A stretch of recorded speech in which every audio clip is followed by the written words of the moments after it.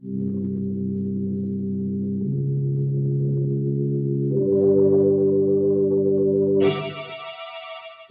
Tea and Lipton Soup present Inner Sanctum Mysteries.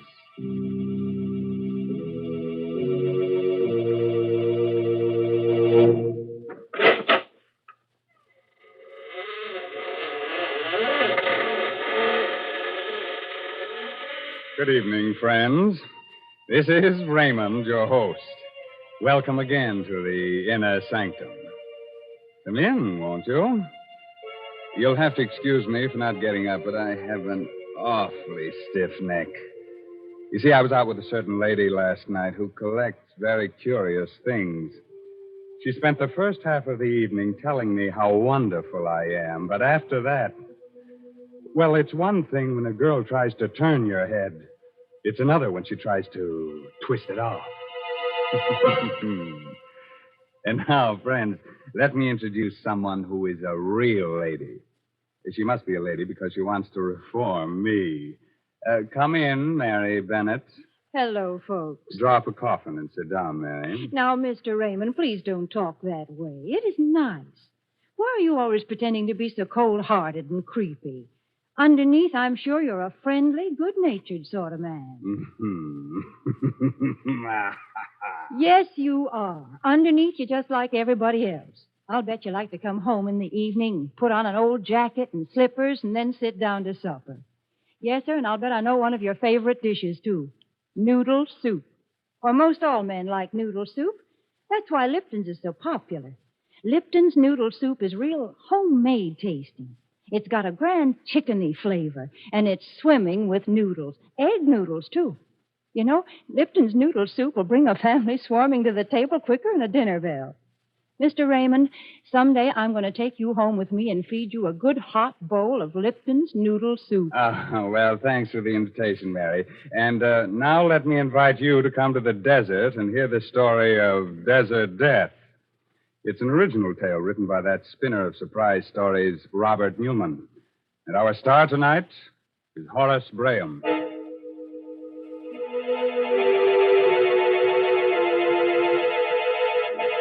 The desert, eerie and mysterious at sundown. The sun sinking slowly in a purple haze. The cactus casting long and weirdly twisting shadows. The hot winds still. Silence over all. Driving fast, a dusty car comes down the narrow desert road. At the wheel is Dan Darrell, a rancher. Next to him is his Indian friend, Toby Priest. Still worrying, Toby? Stop teasing me, Dan. You know I never did worry.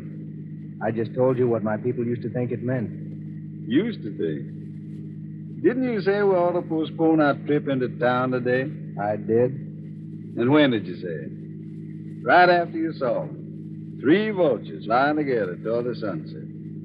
That means 3 days. A bad omen for a journey. Hey, look. I see him. What's a man doing out here in the middle of nowhere on foot? Anything the matter, stranger? Need any help? You're very kind. Our car broke down and, well, we were in a bit of a spot. Didn't know whether anyone would be likely to come along here or not. We? Oh, I didn't see your friends. Well, come in. We're going to Palo Verde. We're glad to take you that far. Well, that's very decent of you. Thanks. Thank you. My name's Darrell, Dan Darrell, and this is Toby Priest. Well, I'm very happy to know you. I'm Richards. This is Brennan and Smith. How do you do? Howdy. You're British, ain't you? Why, yes. Clever of you to spot it. We're on our way out to the coast. One of those hush-hush missions. That's why it's so important we get into town. Oh, sure. Which way'd you come? Medicine Creek or Route 12? Why, Medicine Creek. It sounded more scenic.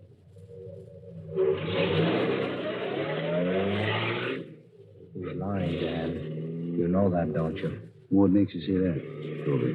Use your head. He doesn't look. Mr. Darrow, surely it's considered rude to whisper in front of strangers, even here in America, isn't it? What? Oh, sorry. Yes, I'm sure you will be. But first I must insist on knowing what you were saying. Insist? What you mean, insist? This is my car, and this is a... I know. A free country. But this is a gun. That's why I can insist. And now, will you tell me what you were saying? I was saying it, so I'll tell you.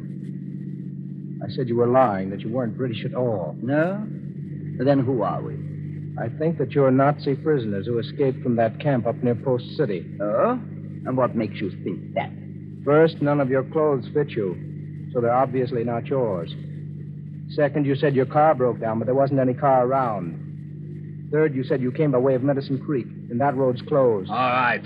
Stop the car and let us get it over with. You mean shoot them? Not so quick, Werner. We can use them for a while yet.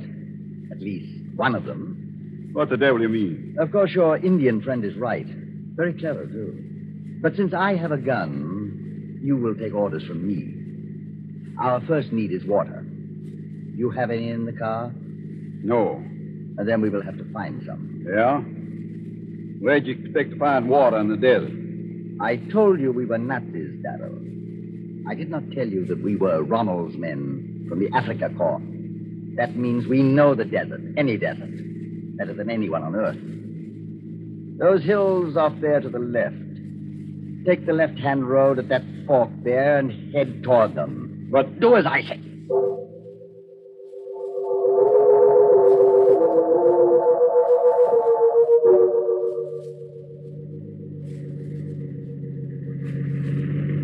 How much further you want me to go up this wagon track? Slow up. Isn't that yes, the shack right next to the cliff. Stop. Looks deserted, but there, next to it. Is that not a well? It should be. Brenner, go see if there's any water in it. Jawohl, Herr Colonel. You two come with us. We'll go look at the shack. What is this place? Those terraces up there on the cliff. Pueblo. Cliff dwellings. Centuries ago, my people lived in villages like this. There is water in it, Herr Colonel. Even a bucket to get it up with. Good. Come into the house.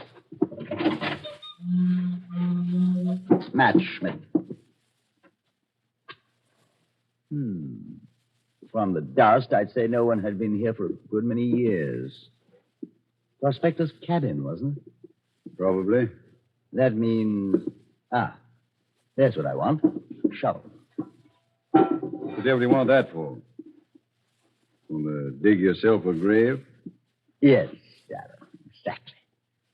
But not for me. Huh? What you mean? Precisely what I said. Sit down. Make yourselves comfortable, and I will explain things to you. I'll stand if you don't mind. Oh, not at all. We Nazis are very objective, analytical people. We decided we needed a car to make our escape in. Now we have one. We also decided we needed someone to drive the car and get us safely across the border. That means we can use one of you. The other one will die. You wouldn't dare. My dear Darrow, outside of the thousands of men we killed in North Africa, who don't count, we killed at least 2 guards in making our escape.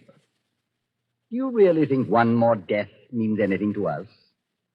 The only question is, which of you shall die? This one here. He talks too much. Well, that's not quite fair, Brenner. He's just, shall we say, less stoical than the Indian. On the other hand, I think that in the long run, he would probably prove easier to handle, less dangerous. That means that the Indian dies. What? Why, you... Shut up, you! Thank you, Brenner. Schmidt, take the gun, the shovel, and our Indian friend, and watch over him while he digs his grave.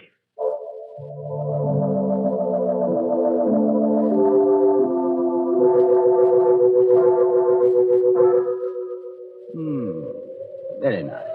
Very nice indeed. Of course, I personally would prefer a deeper grave, but that's up to you. The depth is not important. The only thing that matters is that it faces west. That is why I dug it with the head against the cliff. An old tribal custom. Very interesting. Similar to the Egyptians. But, of course, they believed in a life after death. My people believe in a life after death also, Colonel. And in this case, I think I can promise that I will not rest easy in my grave. Oh, I'm sorry to hear that. Hear this, too, men from across the seas. Men with death in your hearts. For the evil you would do, evil will follow you like a hungry wolf. What is that? What he just mentioned. A wolf. Though you bury me deep, the earth will not hide me till you have paid for your crimes. Here where you have killed, here too will you die. Now, Herr Colonel. Yes, Brenner. Oh, you can't, you. Very good, Schmidt. I'll take the gun now. Fill in the grave, then meet us back at the cabin.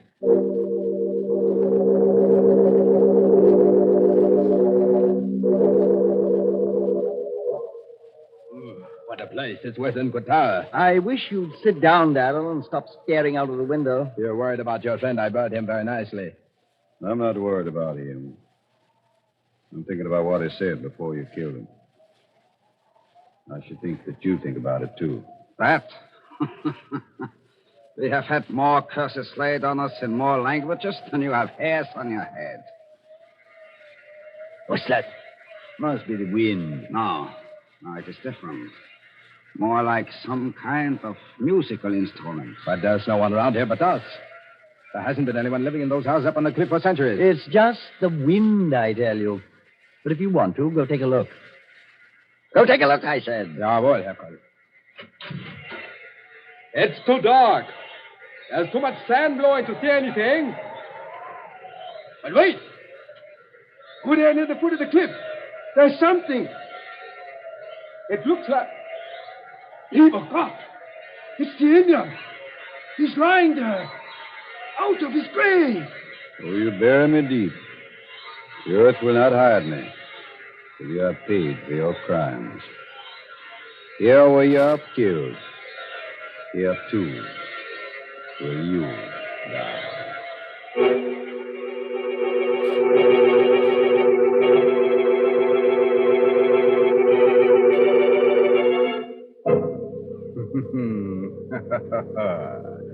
A 100 curses in a dozen different tongues. Perhaps they did mean 3 deaths. If so, who are the others that'll die and who will live? Gosh, Mr. Raymond, this is exciting. What? Oh, Mary Bennett, I've overlooked you in all this desert. Tell me, Mary, whom do you hope will die, huh? Well, I don't like to see anybody killed. But those Nazis sure ought to be clapped in jail. Mm-hmm. And deprived of their Lipton's noodle soup, aren't they? Well, I should say. Lipton's noodle soup is much too good for fellas like them.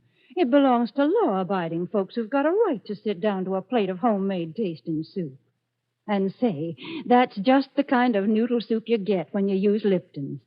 Lipton's is the noodle soup with the old-fashioned flavor, you know, brimming with noodles and blessed with a real chickeny taste. Yes, it takes Lipton's to show how good a noodle soup can be. Now, Mary, don't get so excited. Stay calm. Why don't you go and perch on that tombstone over there while I go on with the story of death in the desert? I'm warning you, if I do go on, you'll be seeing strange sights and hearing strange sounds every time you put out the lights. But it's your funeral. It's just a moment later now. The 3 Nazis are still standing at the open door of the deserted cabin, staring out into the darkness. Then the colonel turned sharply, glares at Darrell. What was that you said, Darrell? I was just repeating what Tova said before you murdered him. It's true, Herr Colonel. That's what he did say. The earth will not hide me.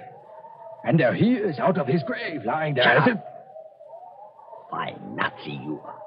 A fine example of the Africa Corps. Listening to the ravings of a savage and believing them. Schmidt, where did you bury the Indian? In the sand. Then this wind came along and blew the sand away. And that's all. And that strange man? Another trick of the wind. But if it bothers you to see him lying there, go on out and bury him again. Deeper this time. No, Herr Colonel, no. Well, that's an order. Jawohl, Herr Colonel. Friend Schmidt seems to be getting a bit rattled. That's why I sent him out there. Nothing like facing a fear to overcome it.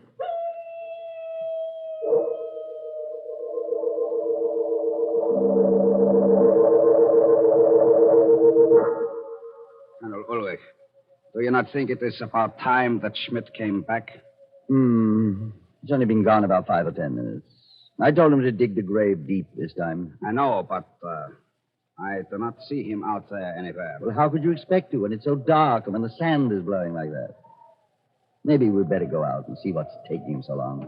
And you too, Mr. Darrell, if you don't mind. Not at all. Schmidt! Schmidt, where are you? Blasted idiot. Probably wandered off into the desert. Schmidt! Ulrich, look. The Indian. He is still lying there. He never did bury him. That means Schmidt never even got over there. Must have lost his way right after he got outside. Schmidt! I think you can save your breath, Colonel Ulrich. Come on over here to the well. Huh? What are you talking about? Schmidt. Dead. Well, why are you looking at me like that, Brenner? It's exactly as I said. He lost his way in the darkness, the sandstorm, fell down the well. Yeah, I guess that is what must have happened. As for you, Mr. Darrell, since you discovered Schmidt, you shall have the pleasure of burying your friend the Indian again. Jawohl, Herr Colonel. I'm sorry. I never did appreciate the American type of humor. Now get busy with that shovel. May I just point out that while it's easy for you to knock me down when my hands are tied, it's not so easy for me to use a shovel. Oh, I intend to untie you. But please remember always that I have a gun, and that Brenner and I have every intention of getting away from here.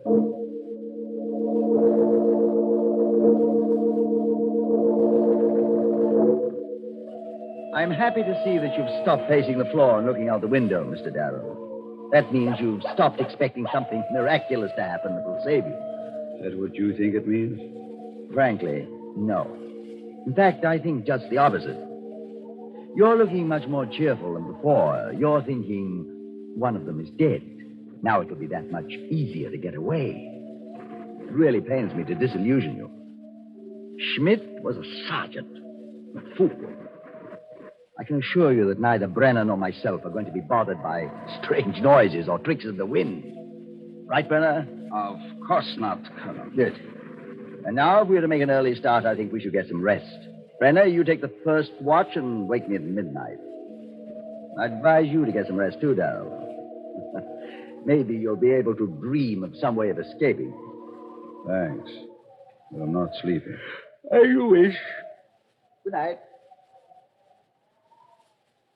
Quite a character. He was one of the best soldiers in the Africa Corps. Yeah? Where's Africa Corps now? Where are you?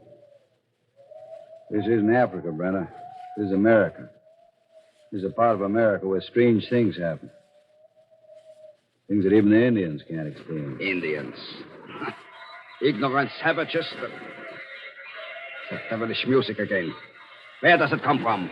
I thought you said it was a wind. Or was it Ulrich that said that? It must be the wind. It must. Oh, you bury me deep. The earth will not hide me till you pay for your crimes. What is that?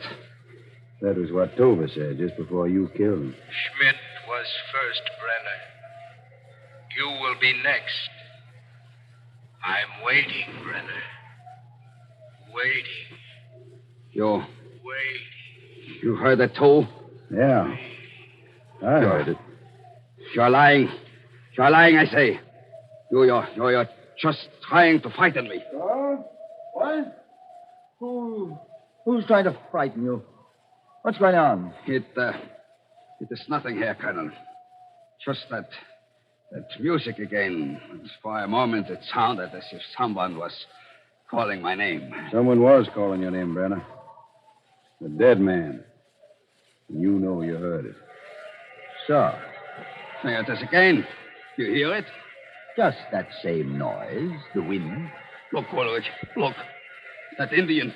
He's out of his grave again. How can you tell? It's too dark to see. But I know he is. I know it. I'm very disappointed in you, Brenner. You're losing your grip, slipping. I'm sorry, Herr Colonel. It is just this place, the nervous tension, the mating. Just being sorry isn't enough. Fear is a weakness. As much of a weakness as pity. You know that as Nazis we cannot tolerate either one. And you also know what you must do, don't you? No. No, Herr Colonel. No. You must face your fear and overcome it. You must go out there and prove to yourself that you are not afraid. That you've just been imagining things the way Schmidt did. But Schmidt... Schmidt was a fool, and he had an accident. You are an officer, and you will not have an accident. Now go ahead and convince yourself that this is all nonsense. Jawohl, Herr Colonel. But leave the gun with me. What's out there is imaginary, but Mr. Darrell is very real. If I didn't have a gun, he might get ideas. Jawohl, Herr Colonel. Here. I will be back in a few minutes. You're looking at me very strangely, Mr. Darrell. Perhaps now you're starting to understand the fiber of the Nazi character. And perhaps now you're beginning to realize why you can never win this war. Because we allow nothing to defeat us or stand in our way. Any sign of weakness is ruthlessly stamped out. And... Abel! God, what's that? Sounded to me like Brenner. Outside, quick. And don't try to get away or I'll shoot you down in your tracks. Okay. Which way? Towards the cliff, where we buried the Indian. That's where he went and... What's that over there? My guess is that it's your friend, Brenner. Maybe you'd better make sure. It is Brenner. Dead. Strangled. So it was all imagination, huh? Just face your fear and overcome it. Aren't you feeling just a little frightened, Colonel? Yeah. No. There's some rational explanation for everything that happened. Look. The Indian. He is out of his grave again. And that's the answer. He wasn't dead. But this should take care of him. There. And you will notice that even at a moment like this, I look ahead. 1 shot before and 4 now. That still leaves 1 bullet for you, if it should prove necessary. You think of everything, don't you? Yes, my friend, everything. Now get into that car. We're not going to wait until morning. We're leaving here right now. I thought you had everything figured out. You weren't frightened. What's that? What's what? That noise, that music. It's like the music we heard after we killed the Indian. I don't hear anything. Oh, but you must hear it. You must. Listen. It's coming from over there. For the evil you have done, evil will follow you like a hungry wolf. Though you bury me deep, the earth will not hide me till you have paid for your crimes. Did you hear that?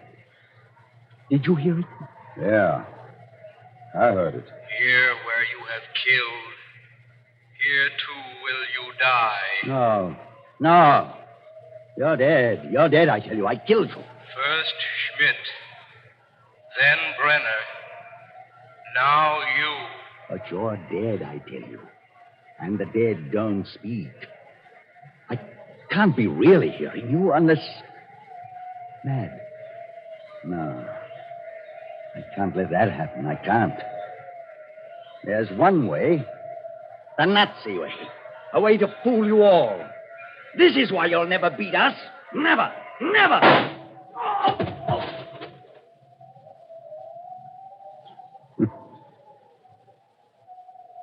Toby!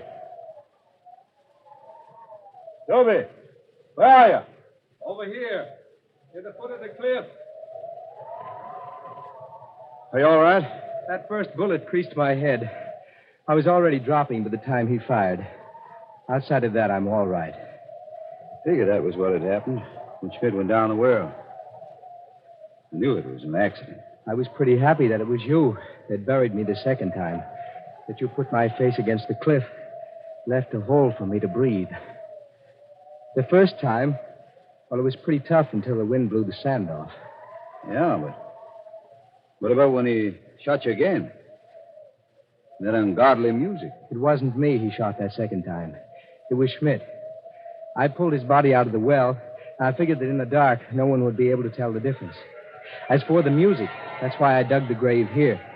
You see these holes here in that cliff? My people drilled them centuries ago. The wind blows through them. Makes weird music. This bottom hole was blocked up, but I opened it while I was digging the grave. Talking of graves, there's 3 of them we should be digging right now. Just one more thing I'd like to ask you, Toby. What's that? What you said this morning. Those 3 buzzards flying together toward the west. Does it really mean 3 deaths? There were 3 deaths. Weren't there, Dad?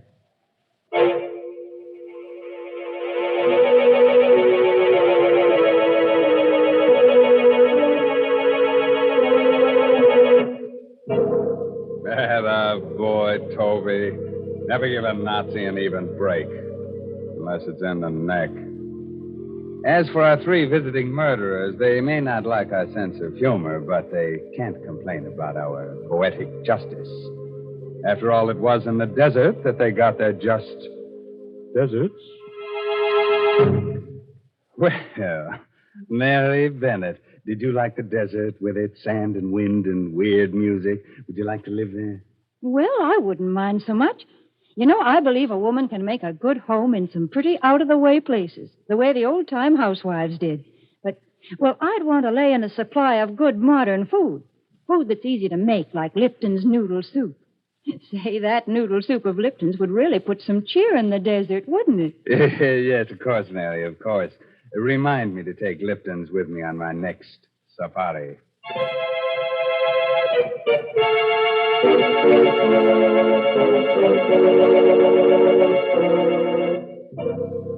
We must have a word of advice. Here it is.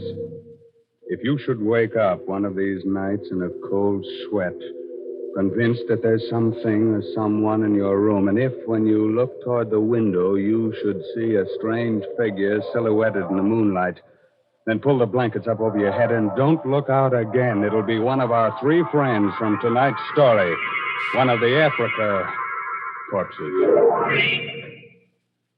By the way, this month's Inner Sanctum Mystery novel is Puzzle for Puppets by Patrick Quentin. Well, now I guess it's time to close that there squeaking door until next week at this same time. So until next Tuesday night. Good night. Pleasant dreams.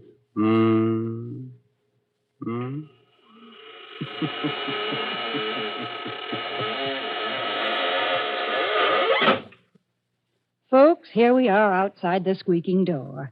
And I guess we're all pretty thirsty after all that talk about deserts. Well, I know just the thing that'll put us back to normal again. It's Lipton tea. Yes, a cup of that brisk Lipton tea would do just fine. And did you notice that word brisk? B-R-I-S-K. It's a mighty important word in tea language. The tea experts always use it. It means that Lipton tea has a lively flavor, never wishy-washy. That's why most folks prefer Lipton's to any other kind. Don't forget, that's Lipton tea. And don't forget to tune in again next Tuesday night to Inner Sanctum.